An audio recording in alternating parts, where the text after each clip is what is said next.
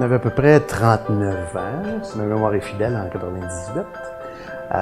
Le contexte était qu'à l'époque, c'est sûr que Drakkar était une beaucoup plus petite entreprise. On avait à peu près 7 ans de vie dans l'entreprise.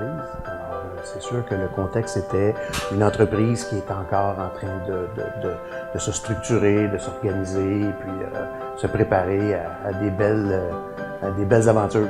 Tu sais, ça faisait 7 ans qu'on était déjà en affaires. Donc, disons que cette marque de reconnaissance-là te donne un petit boost d'énergie. Je pense que de ce côté-là, avec le quotidien qui est bien rempli, c'est la petite tape dans le dos qui donne une bonne appréciation.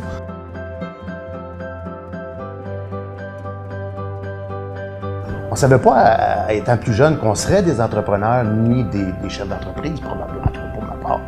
C'est quand on a décidé de partir ensemble, c'était comme, ouais, on part ensemble, tu sais. Mais c'est sûr que ça prend un certain... faut avoir le goût, le plaisir de te développer dans un contexte comme celui-là. Ça, je pense qu'on a. Du côté de l'entrepreneurship, ni Michel ni moi n'avons eu dans notre entourage une famille qui a pu nous encourager dans l'esprit d'un modèle à suivre, quoi que ce soit. C'est beaucoup plus les circonstances de la vie qui nous ont amené déjà, à se rencontrer dans un contexte professionnel, puis de décider, selon les circonstances, qui étaient appropriées, de partir à notre compte, puis de partir en affaires ensemble pour une aventure à l'infini. Puis 20 quelques années plus tard, l'aventure se poursuit.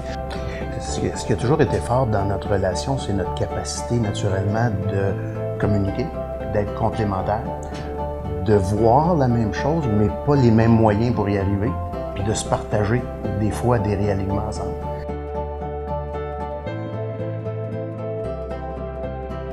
Ce que je leur souhaite aux jeunes aujourd'hui, c'est sûr que c'est de trouver ce qui les passionne vraiment, de chercher des éléments sur lesquels ils vont pouvoir s'investir et se développer. Parce qu'une vie, c'est long à travailler, il faut t'aimer ce que tu fais. Prendre le temps de bien choisir ce qu'on aime, c'est un élément fort. Après ça, naturellement, je leur suggère au plus possible d'aller chercher une éducation, une formation, qu'ils investissent dans leur éducation, dans leur formation. Ça va vraiment leur servir toute leur vie. Malgré les fois où je me souviens, même moi, en mathématiques, on dit à quoi ça va me servir dans la vie. Prenez le temps de bien investir dans votre éducation, dans vos formations poussées. Après ça, visez à être le meilleur dans ce que vous désirez faire. Investissez-vous à fond. Il faut travailler. Il n'y a rien qui tombe pour rien dans la vie. Le travail, c'est clair que c'est important. En affaires, on le sait, on travaille fort, il faut continuer. Ayez confiance dans votre capacité de réaliser vos idées avec tout le leadership que ça peut représenter. Donnez-vous la chance de comprendre que de mettre en place votre propre écosystème qui vous permettra de réaliser ces idées-là, de vous rattacher définitivement à vos valeurs qui, comme je le disais tantôt, transcendra toutes les décisions et les actions que vous aurez à prendre pour finalement réaliser que ces valeurs-là peuvent tout simplement entretenir une réputation. Puis on en a une dans notre vie et en affaires, elle nous suit toute notre vie. Et pour finir par l'importance d'être patient. Si je reviens à nos souvenirs du début, la patience et la persévérance de ce que l'on ne contrôle pas. Parce qu'en affaires, il y a beaucoup de choses qu'on ne contrôle pas.